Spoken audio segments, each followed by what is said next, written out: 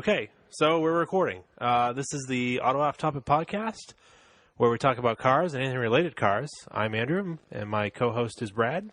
Sitting here to the right. We're in the Auto Off Topic bunker here. This is our very first episode, so I guess we're going to do some introductions.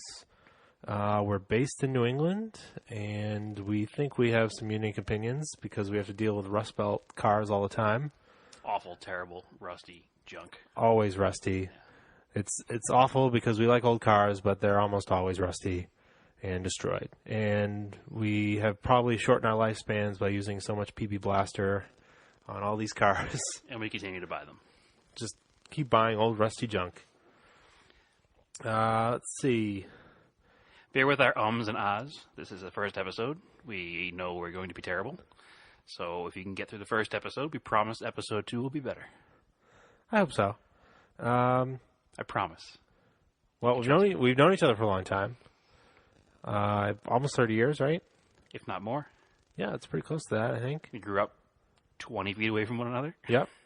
It's kind of a weird thing, but ended up both our dads were into cars, and then so we were into cars, so been into cars for a long time. It's pretty much all we do. Yeah, everything car related. Hence why we're here. Yep. We've been listening to a few different automotive podcasts that will keep unnamed until they, decide that we're good enough to mention their names on our airwaves. We are Mitsubishi Apologists. So there's, kind of probably the popular thing is to make fun of Mitsubishi. Well, we're the people that love Mitsubishi. So, there's not enough podcasts that the people love Mitsubishi on. In fact, most of them despise Mitsubishi products, except for the Evo. Yeah, but we buy all sorts of old Mitsubishis. How many do we have? That's not an important question right now. Probably between the two of us, I would say north of 10. Yeah. If you count the Dodge-branded Mitsubishis, which is a history of Mitsubishi we can get into in the future. But there are a lot of Dodges that are badged as Mitsubishis, and I think I have almost one of each. Well, it's Mopar or no car for you. It's not true at all. It's Mitsu Mopar or no car for me. Let's see. How about project cars? Where do I start? I don't know. Which one what are you working on right now? Currently? Yeah. I blew a head gasket on a Dodge Mitsubishi because it's basically all I drive. And I bought it from a junkyard, which is where most people put their old Mitsubishis. And I've saved a couple of them from junkyards. This one in particular that I'm working on is a 1988 Dodge Raider, also known as a Mitsubishi Montero, with the very, very popular, as in they put it in everything, 2.6 liter 4-cylinder. And I overheated it because I'm a dummy, and I blew the head gasket. So that is the current project. And if by project, I just really started it today. But it was overheated, and that's how it ended up in the junkyard, probably. Correct. We think, because it was overheated. Yeah. Somebody repaired it improperly, and they put, on top of repairing it improperly, they also put a really cheap aftermarket plastic tank radiator in it. And it did not like driving from Hiram, Maine to Beverly, Mass. one day and exploded. So obviously the tanks and the radiator held less than the 13 pounds the radiator cap held, and we had an issue. And then I stubbornly drove it home, and that's how I overheated it. That's probably what killed it, was driving it home. Yeah. But it kept throwing, rocket arms. That was previous. That was weird. The poor repair and oddly set timing by the previous owner. Although it didn't stop us from driving it for 12 hours straight one time. We did, as well as being Mitsubishi apologists, which makes us obviously a little bit masochistic. We did a 12-hour through the Vermont woods on Valentine's Day weekend, much to the chagrin of the ladies in our lives. Time, speed, distance rally. And we did it in my 1988 Dodge Raider with a half-broken cylinder head and half the interior out of it, not much insulation. And it was the coldest day of the year. It was the coldest day of the year. It was negative 20. It was negative, 20 to 14, something like that. Fahrenheit. It was really, really cold. And we were like, no, it's a totally good idea to drive this truck. It is. 12 hours. That it's questionable reliability. Let's not worry about getting stuck in the middle of a... Thankfully, we brought an ice scraper. temperatures. Yes. Because we had to scrape the inside of the windows Yes. during most of the evening. It was like riding a chairlift. Basically, it was just constant cold. I mean, I was wearing like snow pants, thermals, full jacket, gloves, hat. Because as you'll learn, if you listen to us in the future, Andrew is the smart one. I know I was wearing jeans and sneakers because I don't own snow pants and skis pants because that's Andrew's thing. If it's cold, I don't go. All I remember was towards the end of it, you had to add oil to it, and it poured out of the bottle like molasses. It looked yummy, actually. Yeah, it was like just really thick. I've never seen oil that thick actually pour out of a bottle. Yeah, it was because it was in the back of the truck Yeah. where there was no heat and no insulation. And, well, there's probably 4x4-inch rust holes over the rear wheels. So not only is there no insulation, there's actually no sheet metal there because New England truck. Salt. Awful. So, what do I have for cars? I've currently got I have a 1991 Galant VR4. It's badged with number 801 of 2000. It's a white car with no sunroof. So that's kind of neat about it. A lot of them had sunroofs, and this one doesn't have it. And that car I bought in November of 2011. Oh, so actually, yeah, it was right around this time in 2011. Remember? So we went down. I'm shaking my picked head. it up, yeah. And it says 2016. So I've had it now for almost 5 years. But it took like 2 to 3 years. I bought it as a roller, and I put it back together with my dad. We rebuilt the engine, and it's pretty much close to stock, with minor stuff, little boost controller, turbo vac exhaust. But I use that kind of just as a 3-season car to travel to Lime Rock or drive to rallies, like stage rallies. I don't actually drive it in the stage rallies, but I like to go spectate.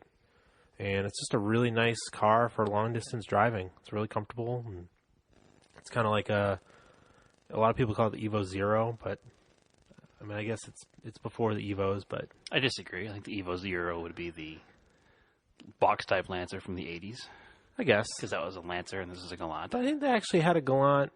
They marketed it as the Evo Zero, but it was other countries. Not to my knowledge. Yeah. Maybe. Who knows? Unimportant.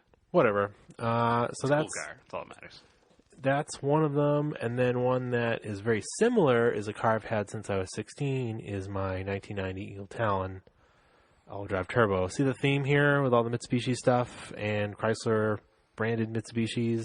The underlying theme is all of Andrew's Mitsubishis run and all of Brad's Mitsubishis do not run. We're working on that. Half of them run. Yeah.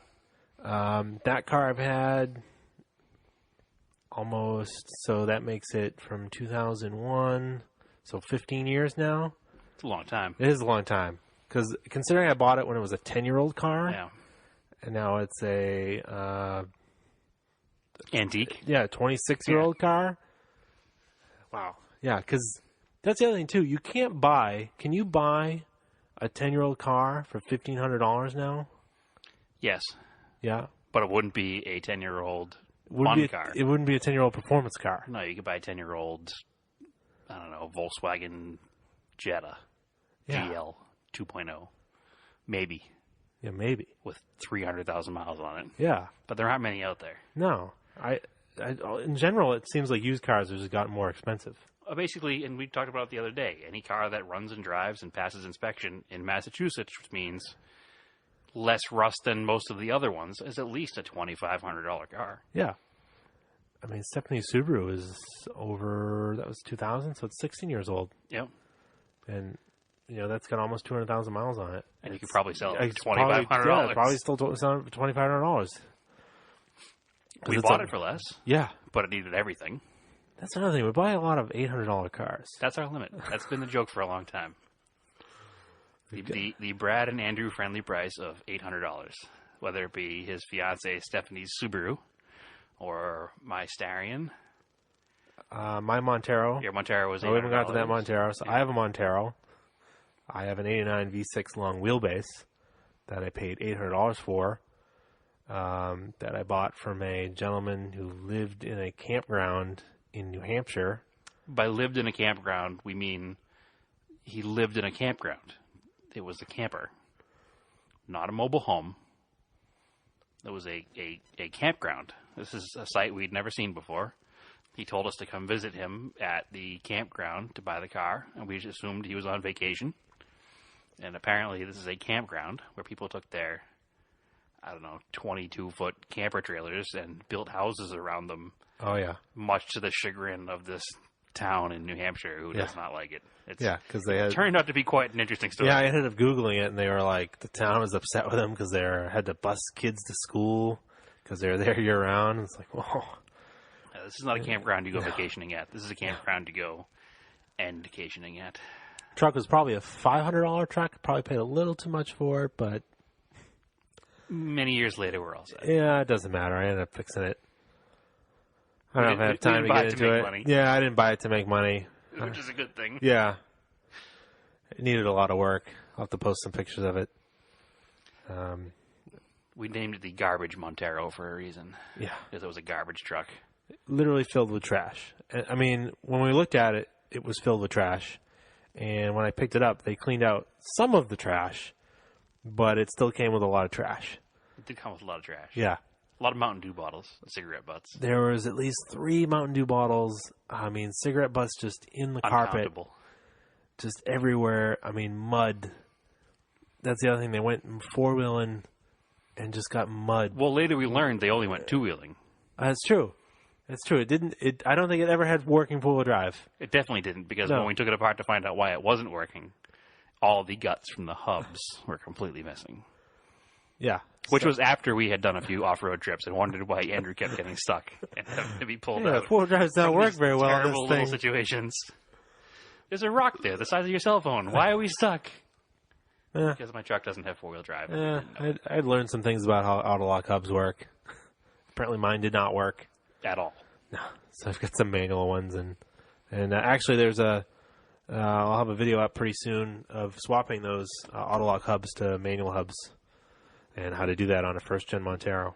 And most vehicles in general, it's a pretty universal process. Yeah, it should be pretty close. Some minor little... I mean, it definitely covers a lot of the Mitsubishi 4-wheel drive products like the... I think Japanese trucks in general, they're mostly a universal hub. It wasn't a Mitsubishi-built hub, I don't think. Well, it had the 28 splines that fit Mitsubishis. The hub itself had, other than the axle spline count being the same, I think that hub is like an ACIN or something. It's like a universal Japanese products. Probably the Datsun trucks use it. Possibly. I'm talking, and I don't really know, but I think so. Okay. They look universal. All right. The process is the same regardless. Fair enough. All right. Well, we have plenty of episodes in the future. Yeah, we'll get into those cars. I mean, I think I have 11. Yeah. Which is down from 14, so I'm pat myself in the back with that one. Some are going away. Now, Brad, you just went to Japanese Car Day at the Larz Anderson. I did. I missed it because I was away, but how's that show? It is bigger now than it's ever been. Yeah. The vintage Japanese scene has been growing steadily. Which is surprising for New England. And in this area especially, it's surprising. It's only, it's in its infancy in the whole world other than Japan. The cars never got the respect that other countries' cars have gotten. People were collecting 60s and 70s and 80s Italian cars 15, 20, 30 years ago. People weren't collecting Japanese cars. Just throwing them away. Absolutely. Especially here. Once they get rusty, just throw them away. They're trashed. Started getting popular in the West Coast, where most of them they survived. Yeah. And there was a big show out there, which actually just had its 10th year this year or last year? They're in the double digits for the Japanese classic car show in Long Beach, and it was a pretty impressive show for a New Englander. I went in 2012, actually. It was a very impressive show, seeing those Corollas and RX-2s. To the Japanese classic car show in Long Beach. Beach, yes. Yeah. So back to the show here in Boston. It's at the Larz Anderson Transportation Museum, which is in Brookline, Mass. It's been going on, I think, it's been going on for 10 years there as well. Yeah, they do a whole summer series of lawn events that kind of starts, I think, in April. Yep. It's all different themes. Different theme every weekend. Yeah. It's pretty cool. It's great place for events. The Japanese show was always one of the smaller events. Yeah. And they had a lot more modern cars that show up. Guys would come in new WRXs and new Evos and, new GTRs and whatnot. But the past couple years, we've been seeing an uptick in classic cars. And even this year, there was some imported stuff, which hasn't really been common there. There was a Mazda Cosmo, a couple other weird right-hand drive. Chris had his Mitsubishi Delica van. Mm-hmm. Obviously, being Mitsubishi fans, we enjoy that one. We'll have to get Chris on to talk about that van sometime because that van is fun. But there were probably 200 cars there this year. It spilled over from the main lawn into the other, the side lawn on the other side for the first time. And I would say the percentage of new to old cars was probably 65-70% old cars now. Yeah, because usually the bigger shows go down to the front lawn, I guess. Yeah, Italian Car Day and British Car Day. BMW Car Day. The cars that are, more common around here. Yeah. But this is the first time the Japanese Car Day has, and there was a lot of weird stuff that hasn't been there before. The Honda S800s, more than one. Datsun Roadsters have always been there, and 240Zs have always been there. But there was, a Toyota Serra, imported right-hand drive with the weird gull-wing doors, the little Paseo driveline. Quite a cool show. Was the AutoZam there again? There was no AutoZam there this year. One thing that we're seeing more of on the East Coast now is the big dollar builds like you see out in California, Southern California. A silver top Toyota 4-cylinder from a JDM Toyota model swapped into a Corolla with ITBs and real expensive Japanese brand body kits. And there are a few of those there, actually, which are real clean builds, West Coast style builds that we're starting to see over here now. Was the Datsun there? That was the car that was bought back by Nissan and restored? The yellow one? Yeah, no, that guy's kind of local, I think, right? Yeah, not this year. He's been at the concourse in Beverly and stuff before, but he was not there this year. Was there a lot of Z cars? Because usually that club's pretty strong, yeah. The club there was no club showing this year. Huh. No official club showing, but the Z car count was high. Alex was there with his black restored one he did in his garage. That's kind of interesting how there's certain Japanese cars out here that survived. Z cars survived, or they seem to. They're fairly common. It's the sports car versus commuter car thing. Yeah. Sports cars RX-7s are really first gen ones. Real low mile ones too. Because of our weather. Yeah. People didn't drive them in the winter, so they got parked. Yeah. And saved. Yeah, so it's interesting those survived. So then we kind of like, we're like, whatever, when you see those. And then when you see, like, if you actually manage to see, like, an RX-2 or something, right. You're like, whoa, or an Which RX-4. there was a green RX-3 at Japanese Car Day. Was that the same one that was there last year? Always been a Massachusetts car and somehow survived. Yeah. Gorgeous. I don't know how it worked, but it must have been parked in a garage and never driven, or the person wintered in Florida or something, but that car still exists. Very rare around here, especially. In general, but especially around here. Yeah. I don't know. I like those old, unique rotary cars. Yeah, Mazda put rotaries in everything from pickup trucks to... Oh, yeah, Chris has a Ripu, too, doesn't he? He does, yep. Rotary engine pickup, Ripu. Yeah. Someday I'll try a rotary car. You should. They're fun. I've had a few RX-7s. I think, it was the same weekend. I was in California. I was with my girlfriend. We were visiting some family out there. Andrew. Fiance. Oh, yeah, that's right. Here's that. Thank you. And we went to the Petersen Museum because I'd never been there, and we both wanted to go. Amazing place. It is really cool. It's so nice. I didn't see it before it was restored. I went in 2012 before the restoration started, and it was a whole different area. Yeah, I guess it was kind of like the inside was just kind of like... The content was great. The content was really good, the cars, but the building was kind of like bland. Like it was the building you used could to tell be it was an old department store. It used to be a department store, exactly. That's the kind of joked. The guy that gave us the vault tour was like, it used to be a department store with cars in it, and now it's like an actual museum. Yeah, it was obvious.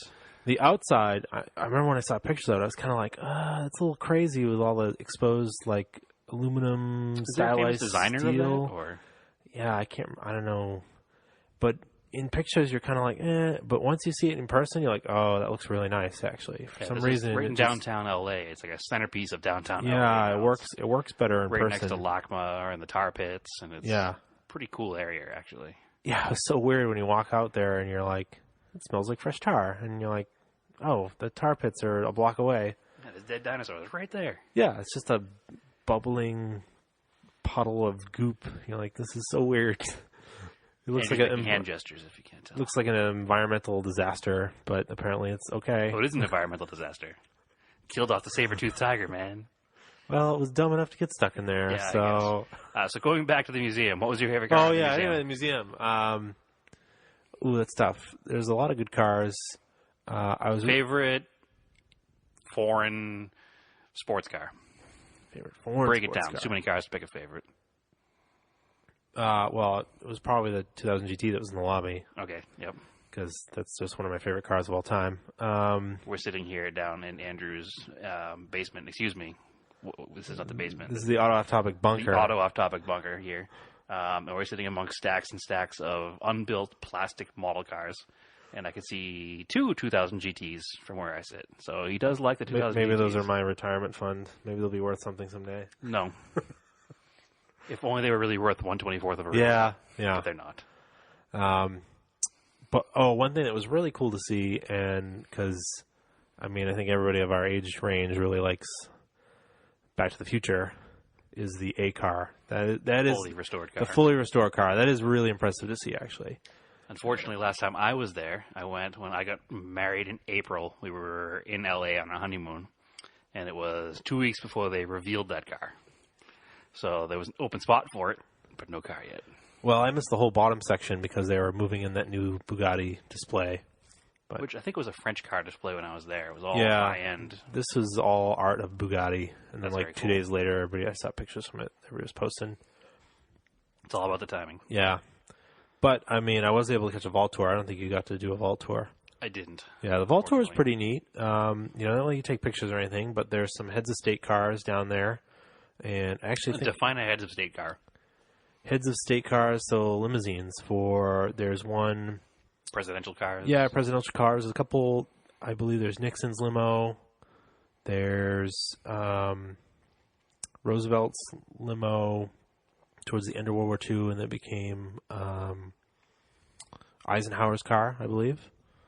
And there's the only Pope-mobile that was never actually used. It was built for the Pope's visit to Mexico. It's a Cadillac, like a mid-90s.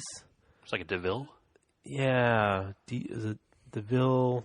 I don't know which Cadillac it was. Well, DeVille was like the DTC with the 32-valve North. Yeah. It was that. Yeah, so it's a coupe or something. So it was a front-wheel drive one, but they lengthened it and then made the middle doors and cut the roof off and made the middle doors flip down like little ramps so the Pope could walk up. Like an old Corvair ramp side truck. Yeah, exactly. And then as a former GM parts guy, those front-wheel drive Cadillac limos were terrible. Yeah. And then they put like a white office chair in the middle, and then there's no glass or anything. So fully exposed. Pope so driving through apparently Mexico. According to them, the tour guide, the Pope blessed it but never used it because the Swiss guard was like, no, you can't use that. Your blessing is not as good as bulletproof glass. Yeah, it doesn't have any bulletproof glass. So, and then there's also, they had Saddam Hussein's, what were those big Mercedes limousines? Pullmans? The 660 Pullmans from the 70s? No, the ones that were all hydraulic. Yeah, the Pullman. Is that what it was called? Yeah. I'm not sure. I don't know my ones that have Mercedes. the windows that move so fast you can chop your fingers off. I guess, but everything inside the car is powered by hydraulics. Yeah, hydraulic power windows. So say if you get your finger caught in there, Yeah. it's gone because Yeah. those windows go up fast, and they're usually a bulletproof glass, so they're real Yeah. thick. So that was pretty neat. That is cool. I've never actually seen one of those. Yeah. They're like, yeah, we bought it before the fall of the country or something. It was for sale in Jordan or something. And when he was less of a dictator. Yeah, I don't know. Before Saddam's world tour. But I guess they're not going to restore it because a Windows switch for it is like $10,000 Oh, they're or very something. expensive cars to restore. It has to have fluid run through it. They've only made so many of them, and there's no parts cars. Yeah. It looks like a standard limousine Mercedes, but it's not. They said all the parts are available, but you just have to pay a lot Mercedes of- will build anything for you. Yes. That's one of the cool things about Mercedes, actually. Or Mercedes Classic, or whatever the name of their division is. Yeah. If you need the part and you're willing to pay for it, they will build it. Oh, that's cool. Yeah. Then there was a Tucker.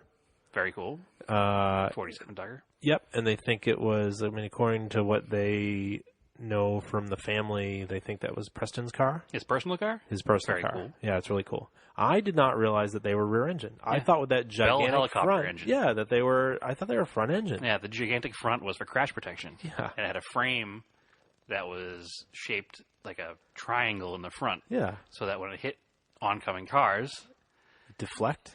well, it would not only it would either deflect or it would completely shithouse and pierce through whatever it hit.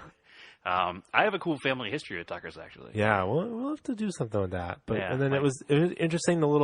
I had forgot about. I remember hearing about it, but I forgot the tour guy pointed out the crash box that you're supposed to dive into if you're a Under the passenger. dashboard.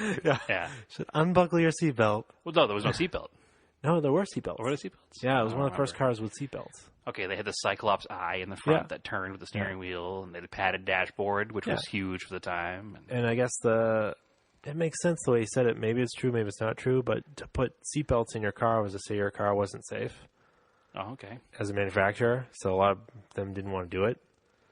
Interesting. Yeah, I was like, I guess that story kind of makes sense. Before the theories of Yeah. staying in the crash vehicle Yeah. versus being ejected Yeah. came through. Yeah. Before the NTSB got into things and ruined everything. Yeah. Yeah, at least stay near the scene of the accident. Well, that makes sense. I mean, you wouldn't want to be wearing a seatbelt at a motorcycle. So No. maybe that was the theory at the time. There was Like, a couple- thrown from the crumbling wreckage because there weren't crash zones then or crumple zones. No. So you just got crumpled in with the metal. So if you Yeah. were thrown from the wreck, then you were less likely to be pierced by bent metal. I guess you had to go through windshield glass, though. Well, actually, that was another thing Tucker had, a pop-out windshield. Oh, yeah. Yeah, the pop-out windshield would have got hit in the front collision, so you didn't get your jugular slashed by the windshield. Interesting. He's kind of like, I guess we'd have to look into it. Is there any like similarities to him and like Tesla, sort of, but Tesla's been successful, like kind of? Any independent automaker is going to have Independent. similarities. Yeah. But Tesla's fighting against, the big three, Yeah. and he fought against the big three in a very publicized court battle in that great movie, Preston Tucker, The Man in His Dream. I haven't seen it. Great movie. I'll have to watch it. Yeah, that was, I'm not going to be able to say it. I'm terrible with actors' names. That's Andrew's forte. But it's a good movie. I don't know what it is. But anyways, the other cars there were, there's a bunch of Barris cars that were Which like are hit or George miss. Barris cars. Yeah, I don't love a lot of them. The show rods? No. There's a lot of fur and a lot of just general weirdness. Well, you got to remember at the time they were built to one purpose, to show off.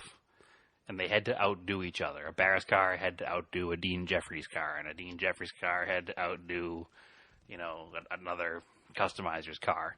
So he did a lot of traditional customs as well, which if you look, the Hirohito Merc would have been upstairs in the Petersen Museum, That's I the think. turquoise one, right? The turquoise and white That one. car is beautiful. Super beautiful, super clean. That's a true Barris style. They've got that part next to Cadzilla. Yep, which is from ZZ Top.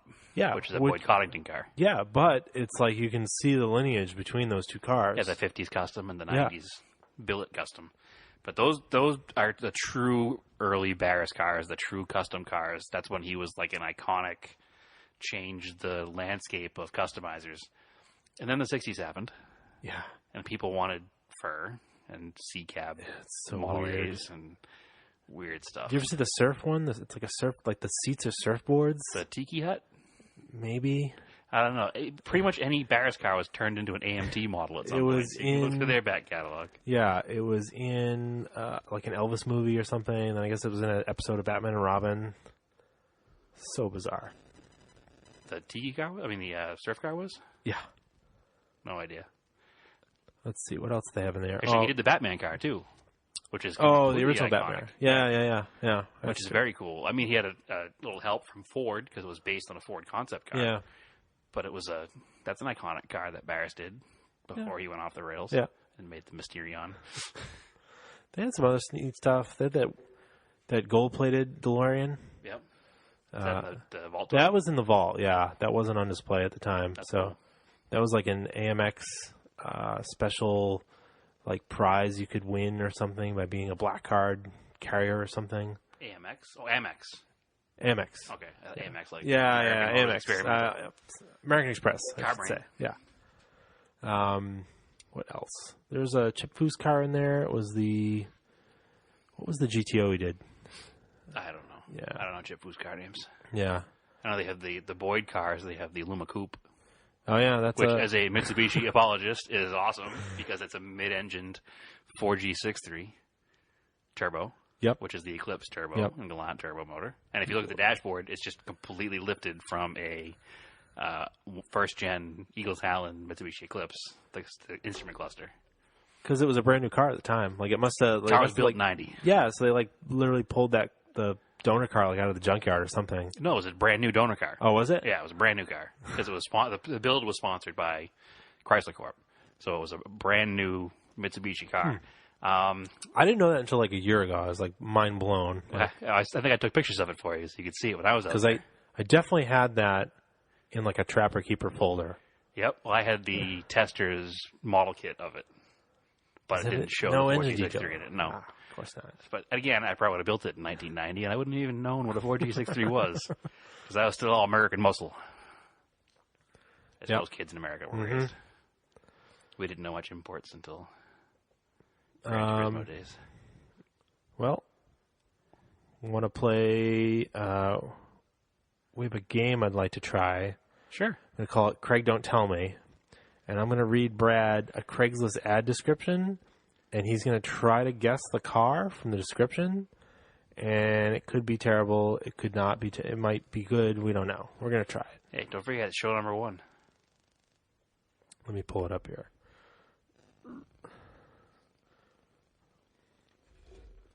Dead air. Dead air.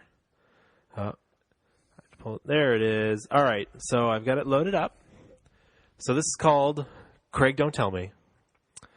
And so the first car. You need like morning zoo sound effects for this? Maybe. Doing my best NPR. So. Craig, don't tell me. All right. Are you ready? I'm ready, Craig. Okay. So this blank has been in my family since new. It's a Porsche 911. Everything works. It's clean, except the frame is rusted beyond repair. This is a New England car. Of course. This is a parts car only. The Michelin Symmetry tires have 13,000 miles on them. Car is fully original and runs like a top. Logbook tells me what has been done. Turbo 400 trans, so there's a clue, was flushed and shifts perfect. Bill of sale will be filled out with parts or repair only, as is where is. Is this a four-wheel drive vehicle? No. It's a turbo 400 transmission, so it's probably an F-body. No. No. It's definitely a GM car. It's a GM car. So that's like your one clue. See, this could be pretty hard. Well, my initial thought was it was going to be like a Cyclone or something. It's got a frame, though. That's why I went Cyclone in my head. So, and then I went F-body, which was obviously wrong. So it could be a Monte Carlo. You're getting closer. Or a Grand National. Or any of those. It's a little bigger. Or B-body, so it's a Caprice. It's a Caprice. All right. So, fifth guess. Not bad. Not bad. It's a 1988 Caprice Classic. It's actually for sale in Beverly. I think it's like $1,000. Excellent. Is it yellow? No, it's blue, like baby blue, the velour blue interior. I like it. Which if you look at the pictures, the outside of the car looks totally clean, and then apparently the frame is gone. I can't imagine the frame being beyond repair. Those cars rusted over the rear axle. Yeah. Badly. But there's companies out there that make repair kits for So you just hit a bump and it'll break in half. Remember my Cutlass? Yeah. Remember the nasty death rattle in the back? Yeah. Well, 16-year-old you and 16-year-old me didn't really care about the death rattle in the back. But once I got older and realized what it was the same area of the car and the G-body's rust, and it was the top shock mount wasn't actually connected to anything. It was just floating around inside the frame because it rotted away. Explains why the car nearly rolled itself over going around. I remember that. Race. It had insane body roll. Yes. Because it had no suspension. Like it would corner on the rocker panels. Yes. I said door handles usually, but rocker panels worked. It also didn't help that we were 16 driving a giant boat of a car, feeling like we were driving a sports car. It probably wouldn't have body rolled if we didn't drive it so hard. Hey, it was a car, and we were young. And it looked pretty. Yeah, and we got to go places. Yep. Well, all right. As car nerds was model kit stores. A lot of hobby shops. RC car stores. Yeah, we'll have to have a hobby shop episode or a model car episode. Or a model car segment every episode. Yeah, maybe. Because we have enough model cars to last we forever. certainly do. All right, let's try the next one. Okay. So this is a totally different car. Many mods to list: high flow cat and MagnaFlow exhaust, Oh, Jesus. and big brake system slotted rotors. Takiko struts. By the way, I'm reading these as they're written. Dropped 1.5 inch, new clutch, new axles. I spent way more than I'm asking. Having a baby, have to let it go. Will pass inspection. Just remote key leather, heated seats, etc. Prices firm. No cheap people. Wow, that's a really tough one. Kind of vague. My initial thought with the initial description was Corvette. No, it's many mods to list. I'll give you a clue. Cats. So it's not American. Okay, it's a tuner car style, like a WRX. Yeah, it's Japanese, Yeah, and it's a sedan. is it something that would normally be modified in this manner? I wouldn't have modified this car. So it's a Maxima. Yes. Is it really? Yes. Awesome. It's a 2001 Maxima. Heated seats was my only giveaway with the sedan. That I mean, modified in it's that at manner. least a manual, which I think those were in that generation were a 6-speed. So Well, what year is it? it's 2001. Okay, not a bad car. No, it's Bad not. car to sink money into, but Yeah. not a bad car. Yeah. Like the last 2001 Maxima I was involved with was sold to a friend of mine for about $1,200. I feel like around here the rockers go on those. They get really Bottoms rusty. of the fenders, Yeah. behind the bumper cover, and behind the wheel, both corners of the fenders. Rockers, and where the rear bumper meets the quarter panel, which is common for every car, but those cars were made out of, I don't know what, but they rusted really fast. All right. Infiniti i30s as well. Same car. Same car. Yeah. So I've just got one left. Ooh, 3. Okay. Yeah, I'm 2 for 2, so. Yeah. So let's, I had help with the Caprice, but. this one, it's got some pretty good clues in it. So 2.4 liter, 5-cylinder engine, 5-speed manual transmission. So it's a Volvo. Yeah. Yeah. What kind of Volvo? Well, it's got to be an 850. Not Or necessarily. a V or an S. It's an S what? 70. Nope. 60. Nope. Wow. It's one more S. The 40 didn't have a It's an 5-cylinder. S40. 2008 S40. Oh, it's the second generation. So it's a 4-door sedan. Yeah. All right. I mailed that one in, sorry. Yeah, you did. Counted them down till they were gone. This game could be good, but I think we need to find some more specific cars. I didn't know how hard I was going to make it, but Yeah. apparently you're pretty decent at it. So maybe I'll have to get more vague cars, Or less vague cars. or maybe I don't know. I mean, I try to find ones that have a little bit of a clue, like the engine was a clue, the transmission was a clue. Maxima one was kind of had like nothing. I couldn't think of another car that would have heated seats and a manual transmission. Yeah, And Takiko's was, like, I remember the Stillen ads yeah, with the Nissan parts, Yeah. Takiko Blues. Back in Sport Compact Car in the 90s. oh, that was a good magazine. It was a great magazine. It was a great magazine. Yeah. Then it fell down, and then it went away. Mm-hmm. Much like most print magazines, unfortunately. So I don't know, coming up in 40 minutes. Yeah, we got a wrap for our first Yeah, show. I think that's pretty good for the first show. Absolutely. I think we did okay. So we'll do some social media plugs. Well, actually, first though, You know what so- we didn't do? so this show is brought to you by your Vintage Imports of New England. yep. VintageImportsNE.com. That is my company. We specialize in vintage imported cars. Vintage cars in general, but with a concentration on the imported stuff. You go on the website, you'll see cars we have in stock already. We help locate cars. We can help ship cars. We can appraise cars, stated value appraisals in the state of Massachusetts. Pretty much a full service car dealer, I guess you would say. Not really a full service shop as of yet, hopefully in the future. But it's a fairly new business venture for me, and hoping it works out and I can continue to do it and make some money doing it and have fun doing it and continue to support my car habit with other cars. Yeah. So it's VintageImportsNE.com. Facebook is Vintage Imports of New England. Same for Instagram. Same for Instagram. Yeah. Or my personal Instagram is TSISS350, as in TSI I used to have at Eagle Talon like Andrews, or Conquest I've had many of, and I have a Camaro SS350. Andrew, what do you do? I have, so you can reach me on my Instagram, which is Raced in Anger. You can get us on the Instagram for Auto Off Topic, which is Auto Off Topic. Very inventive. Yep. The Facebook page might not be live yet, but hopefully it is by the time you hear this. So I'll gotta flip the switch on that and turn it on. Also on YouTube as Auto Off Topic, and I will be promoting currently there's only one video on there, changing those auto hubs to manual hubs, but hopefully we can do some more tech videos. Tech videos and tech videos, and we're going to try to do some beauty videos of Vine cars. Which Vine is the Vintage Imports acronym. Yep. Yeah, we like to call Vintage Imports in New England. We like to call it Vine, which is cool that Vine went out of business now. I know. It's very awesome. Yeah. Let's try to scoop up their website. Yeah. Oh, Vine.com is not taken? Yeah. I don't have the $50,000 that would take, probably more, to buy a four-letter. I was like, when we came up with the name, I was like, oh, the name's pretty good, but man, it's just annoying that the other thing, Vine, exists. Yeah, now it doesn't. And we just willed it away, apparently, so it's gone. We are better than, was it Yahoo? Who owned Vine? I think it was Yahoo. No, Twitter. Twitter? Twitter shuttered it, Right. so. We are more powerful than Twitter today. Yeah. Just today. Not ever before, not ever again. No. Just today. So that wraps up the first show, and we'll see you guys later. Thanks for listening. If you have any interest in being a guest, let us know on the Facebook page. We could always use some guests to help the topic going along. Oh, yeah. Questions, comments, you can email me at autoofftopic@gmail.com. Or listener questions, I guess we'll take, but we don't have any listeners right now, so right. Eventually we'll take listener questions. Yeah. Coming up forward. Ask the questions. Yeah. Why do you hate us? Why do you like us? All right. Thank you. Thank you.